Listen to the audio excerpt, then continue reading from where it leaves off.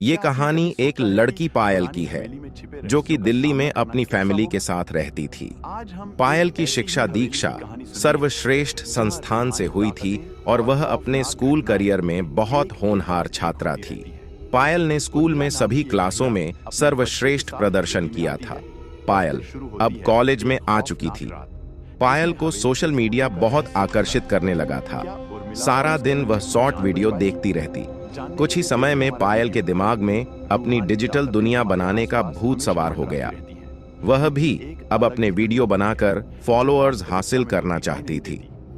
पायल कई घंटों तक मोबाइल में लगी रहती थी और उसने अपने वीडियो बनाना और उन्हें शेयर करना प्रारंभ कर दिया था। कई महीनों के बाद भी पायल के वीडियो व्यू नहीं बढ़ रहे थे। पायल के अंदर नकारात्मकता आने लगती है और वह अपने फॉलोअर्स बढ़ाने के लिए रास्ता तलाशने लगती है और इत्तेफाक से उसे एक काले जादू से संबंधित वीडियो मिलता है जिसमें बताया जाता है कि अमावस्या की रात इस प्रक्रिया से मनचाही मुराद कैसे पूरी करे। उस वीडियो में कुछ ऐसी डरावनी बातें बताई जाती हैं जिसे कर पाना एक सामान्य इंसान के बस की बात नहीं थी। लेकिन पायल ने तो ठान लिया था कि वह अपने फॉलोअर्स बढ़ाने के लिए किसी भी हद तक जा सकती है। वीडियो के अनुसार श्मशान में जाकर पूरी रात प्रक्रिया करनी होगी और इसमें जान जाने का भी खतरा हो सकता था। लेकिन पायल के इरादे मजबूत हैं और वह इस काम को करने के लिए अमावस्या की काली रात चुन लेती है। रात 12 बजते ही श्मशान घाट पहुंच जाती है। पायल के लिए यह अनुभव नया था, इसलिए वह घबरा रही होती है। कुछ ही घंटों में पायल को डर लगने लगता है और श्मशान में एक जोरदार आवाज जाती है और उसे सुनते ही पायल बेहोश हो जाती है। कुछ घंटे गुजरने के बाद जैसे ही पायल अपने होश में आती है तो सुबह हो चुकी होती है।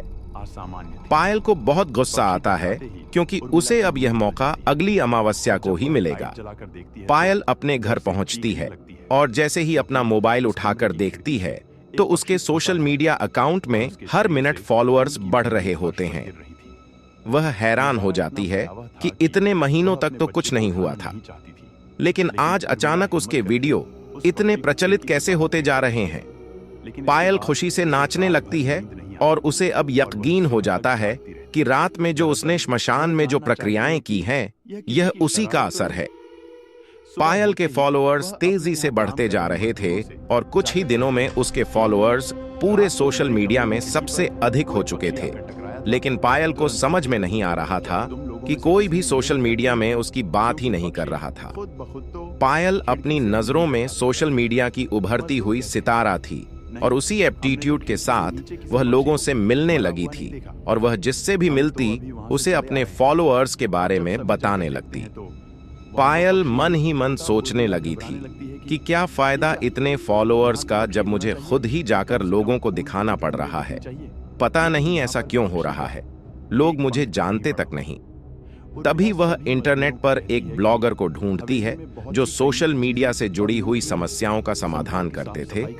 पायल उन्हें कमेंट करती है कि लाखों फॉलोवर होने के बाद भी वह प्रचलित नहीं हो पा रही है, उसे क्या करना चाहिए, और कमेंट करने के बाद अपना मोबाइल बंद करके सो जाती है। और जब सुबह उठती है तो उसके कमेंट के जवाब में लिखा होता है, मैडम आपके अकाउंट में तो 100 फॉलोअर्स भी नहीं है, आप लाखों की बात कर रही हो। और इस कमेंट को पढ़ने के बाद पायल को ताज्जुब होता है क्योंकि उसके सोशल मीडिया अकाउंट पर तो लाखों फॉलोअर्स दिख रहे थे। फिर यह व्यक्ति ऐसा क्यों कह रहा था? पायल अपनी सहेली को फोन लगाती है और कहती है कि तुम मेरा सोशल मीडिया अकाउंट चेक करो, उसमें कितने फॉलोअर्स हैं मुझे बताओ। दरअसल उसने यह बात अपनी सहेलियों को भी नहीं बताई थी कि वह सोशल मीडिया पर वीडियो बना रही है, क्योंकि वह सभी को सरप्राइज देना चाहती थी कि वह स्टार बन गई है।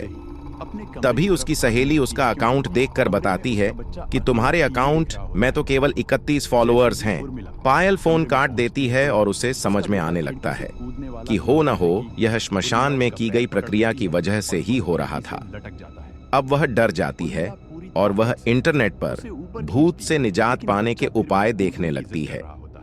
तभी उसे एक भूत विशेषज्ञ व्यक्ति का पता चलता है और वह उसके पास पहुंचती है और उसे सारा मामला बताती है। भूत विशेषज्ञ अपने इलेक्ट्रॉनिक मैग्नेटिक यंत्र द्वारा पता लगाता है कि क्या कोई भूतों से जुड़ा संकेत पायल के फॉलोअर्स में मौजूद है या नहीं, और जब वह पता लगाता है तो उसे सारा मामला समझ में आ जाता है। वह पायल से कहता है, तुम्हें जितने भी अकाउंट से फॉलो किया जा रहा है वह सारे लोग मर चुके हैं और उनके अकाउंट भी कई सालों पहले बंद हो चुके हैं, लेकिन वह फॉलोअर्स केवल तुम्हारे लिए ही विजुअल रहेंगे, क्योंकि यह सिर्फ एक भ्रम माया जाल की तरह है, न कि कोई रियलिटी। तुम्हें इन सब से बाहर निकालना होगा, वरना तुम इन फॉलोअर्स की दुनिया में कैद होकर रह जाओगी। तभी पायल डरते हुए कहती है, मैं कैसे इन सब से बाहर आ सकती हूँ? प्लीज आप मुझे इन सब से बाहर निकालिए हैं। और वह विशेषज्ञ पायल से कहता है, यह सब वहीं से खत्म किया जा सकता है जहां से शुरू हुआ था। हमें दोबारा अमावस्या की रात को ही उसी श्मशान जाना होगा और वहां दोबारा वही प्रक्रिया करना होगा, ताकि जितनी नकारात्मक ऊर्जा तुम्हें फॉलो कर रही है उसे मैं अपने गैजेट्स में कैद कर लूंगा और हमेशा हमेशा के लिए उनका डाटा डिलीट हो जाएगा। पेनाडी। लेकिन इस प्रक्रिया में बहुत खतरा है। अगर तुम बीच में डर गई या सो गई तो वह सारे भूत हम पर हावी हो जाएंगे और हम दोनों के लिए अपनी जान बचाना मुश्किल हो जाएगा। और यदि हम बच भी गए तो मैं तुम्हारे दिमाग से कभी भी वो फॉलोअर्स बाहर नहीं निकाल पाऊंगा और तुम हमेशा उसी सोशल अकाउंट के अंदर घूमती रहोगी। लेकिन पायल इरादों की मजबूत लड़की थी। वह तैयार हो जाती है। अगले 17 दिनों के बाद अमावस्या की काली रात आने वाली थी और उसी का इंतजार दोनों करने लगते हैं। और 2 हफ्ते गुजरते ही वह समय नजदीक आ जाता है। भूत विशेषज्ञ अपने सारे गैजेट्स अपनी गाड़ी में रख लेता है और पायल को लेकर उसी जगह पहुंच जाता है। श्मशान में कुत्तों के भौंकने की आवाज आ रही थी, जिसकी वजह से पायल श्मशान में घुसते ही घबरा रही होती है। पुलिस ऑफिसर लेकिन वह हिम्मत दिखाते हुए प्रक्रिया प्रारंभ कर देती है और यहाँ गाड़ी के अंदर भूत विशेषज्ञ भी अपने कंप्यूटर सर्वर मेमोरी में भूतों को कैद करने के लिए तैयार रहता है। कुछ ही घंटे गुजरते ही सारा श्मशान हवाओं से घिर जाता है। आधा किसी को कुछ दिखाई नहीं देता और इसी बीच पायल गायब हो चुकी होती है।